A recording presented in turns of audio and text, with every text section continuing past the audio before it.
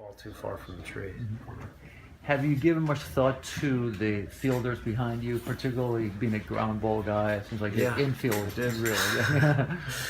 Yeah, that was a huge reason why I wanted to sign here. Oh yeah. Yeah, I mean, I've gotten to see those guys play on the other side, and pretty fun to watch, I'd say.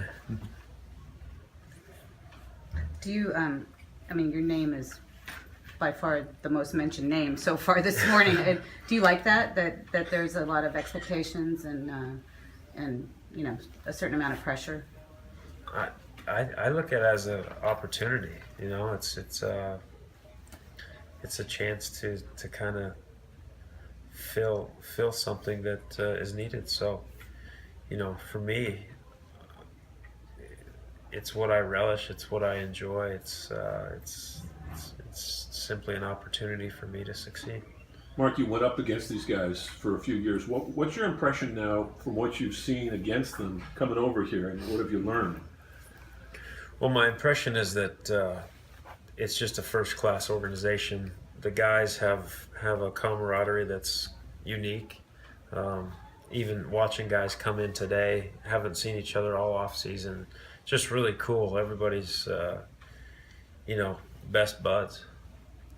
And you feel like you've had no problem mixing in? I mean, as you mentioned, it is a pretty easygoing clubhouse, and Bochy sort of sets the tone. Yeah, Boch is great. He's obviously a leader, and everybody looks up to him. He's, you know, very casual, but when things need to get done, you can tell that he knows how to get it done. Mark, assuming you like pitching in this ballpark, what do you like about it? Well, it's a pitcher's park. That's why I made the assumption. No, it's I mean, it's our office, and it's a beautiful office. But the weather, you know, helps create that pitcher's park. The dimensions, and then you have the ambiance, the atmosphere, all that plays, and it's probably the best place to pitch. Did you like pitching here as a visiting player when the fans were not cheering for you? Yes and no. I like to be out there on the mound. I didn't like being in the bullpen. All the fans heckle you, and there's nowhere to really hide. So I didn't like that part of it, but I've always enjoyed coming here and playing. Yeah. Mark, take this as a compliment. You kind of remind me of your demeanor of Rob Nett. Is that a key to the closer's success, to be just so even-keeled and calm and just smooth? That, you know, because when you're out there, everything is on you. Yeah, no, you have to have a short-term memory. You know, if something goes bad, you got to be able to wash it away. But for me, I don't like to live too high or too low.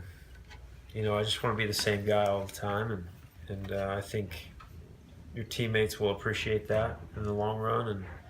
And I always want to respect the game.